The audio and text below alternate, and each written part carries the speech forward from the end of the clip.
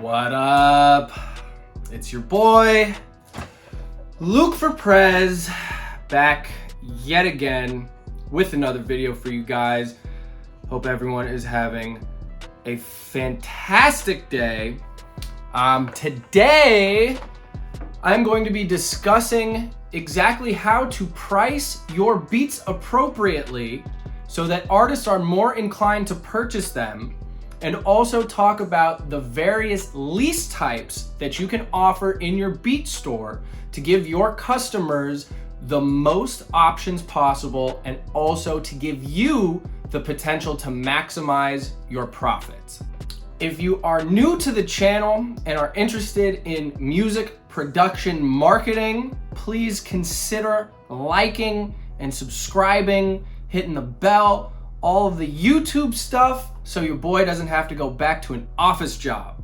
And with that being said, let's dive right into this. So if you're watching this video, I'm gonna assume you already have at least some understanding of the online beat selling space and how there's different lease types and whatnot, but just in case you're an absolute beginner, I'm gonna give you a quick rundown of how things works just so everybody's on the same page. Producers typically offer their customers two different categories of options. The first option is leases. The second option is exclusives. A beat lease gives the artist permission to use a beat in a limited and non-exclusive capacity. Limited meaning the producer might impose streaming, sales, or other types of caps on the lease. Non-exclusive meaning that the beat remains on the producer's website for others to potentially lease or purchase going forward. The producer retains complete ownership over the beat in the event of a lease. The advantage for selling leases to the producer is that you can monetize a single beat over and over and over and over, and all it costs the producer is the time it took to create the beat. You don't have to pay for inventory, you don't have to store any inventory. It's actually like a fantastic business model. The advantage of buying a lease for the artist is that it's a significantly cheaper alternative to purchasing the exclusive rights, and may be especially useful if you're just starting out, you're not looking to monetize your music just yet. Maybe you're just practicing, you're gonna throw your song on SoundCloud, as opposed to like creating a whole album and trying to push it that way. The second category, as I mentioned, is purchasing the exclusive rights to a beat. That means the artist becomes the only person to ever be able to utilize the beat, and certain ownership rights are transferred to the artist in that case. The beat is removed from the producer's beat store, never to be leased or purchased again, and the producer typically does retain some ownership rights over the beat so that they can collect any back-end royalties that the song might end up generating. The exact terms of that ownership percentage is something that is negotiated between the producer and the artist purchasing the beat, and those terms can vary from deal to deal. The advantage of selling an exclusive for the producer is that the producer can charge significantly more for an exclusive than they could for a lease. And the main advantage for the artist purchasing the exclusive is they don't have to worry about anyone else using that beat and potentially creating a separate song with the same instrumental. Okay, that was way longer than I anticipated, but that's what she said. In any case, let's talk about how the prices actually break down here. So within the beat lease category, there are a number of subcategories that producers can create to give their customers the most amount of options when purchasing a beat. This is where you can get creative with your business setup, and there's no right or wrong answer in how to structure this. However, generally, most producers follow the same general formula in terms of the types of leases that they offer on their beat selling websites. And those types of leases, again, generally are MP3 leases, wave leases, stem leases, and unlimited leases.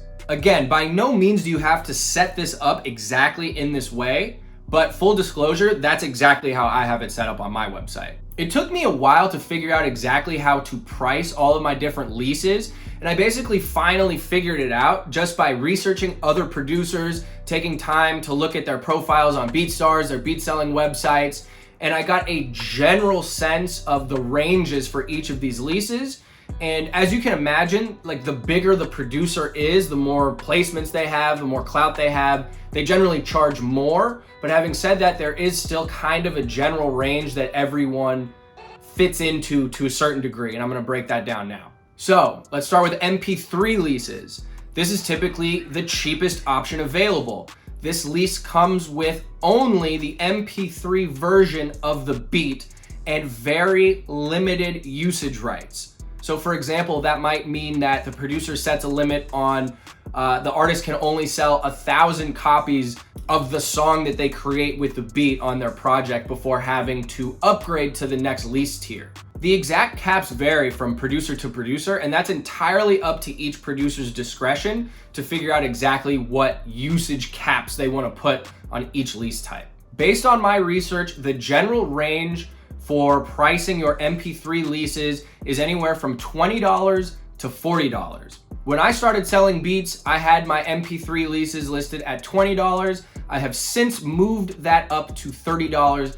That's where it stands currently, and it remains one of my most popular lease types. Next up, we have the wave lease. These typically come with the wave version of the beat, which is of a higher quality, and the MP3 file as well. And these also generally have higher usage rights than those of the MP3 lease. These are generally priced a little bit higher than MP3 leases. The range that I have seen is anywhere from $30 to $50 for a wave lease. Mine are currently priced at $40. Next up is the stem lease. This lease comes, as the name implies, with the track stems as well as the wave and the MP3 versions of the beat.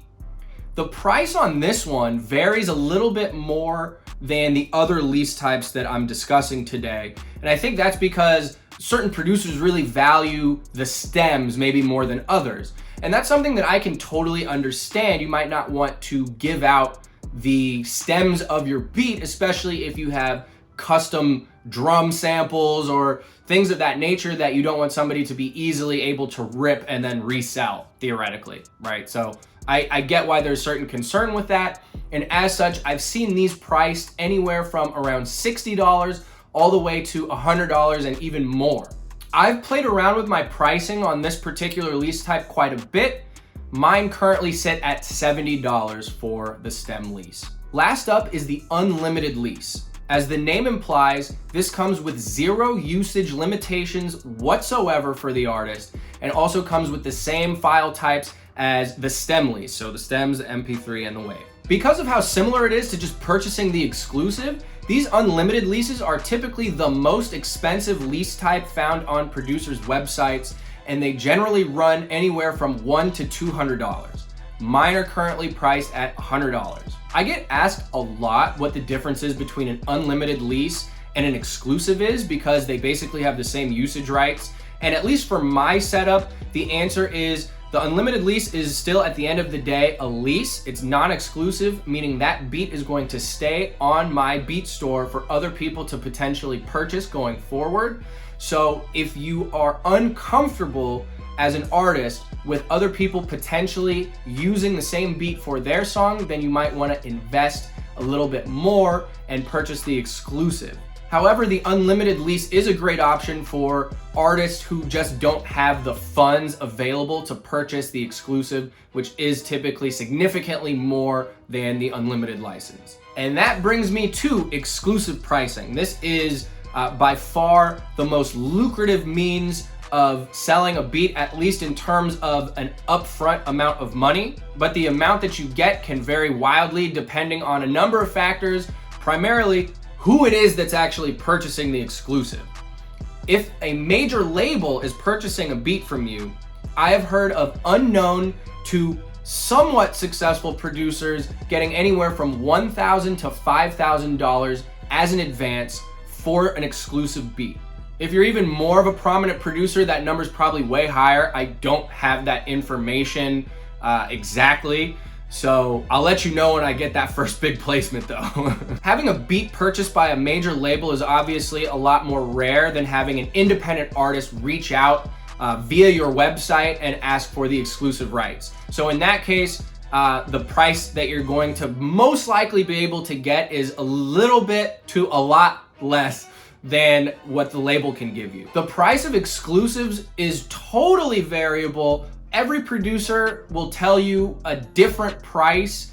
So I can only speak to my system and how I have it set up and how I price my exclusives if I'm approached by an independent artist that wants to purchase the beat. My exclusives for an independent artist generally range from $200 to $600 depending on the beat. I price my beats individually based on the amount of money that they have generated via leases over the previous 6 months. So obviously I've been doing this for a couple years, so I have that much data to kind of look back at and see which are my best-selling beats. And based on that information, I can extrapolate, how much revenue I can predict that they will generate going forward. And I keep it in that 6-month span. I think that's a big enough sample size. And so if a beat has generated $500 for me in the last 6 months, then I will price that exclusive around $500, or at least start the negotiation around that. Again, that's just me. You might have a totally different philosophy in terms of how to price your exclusives, and that's amazing. Do what works for you. I really believe there's no right or wrong answer to this. At the end of the day, the only thing that I can suggest if you're just starting out is know your worth, and don't sell an exclusive if you're not 100% comfortable with the terms of the deal that's being negotiated.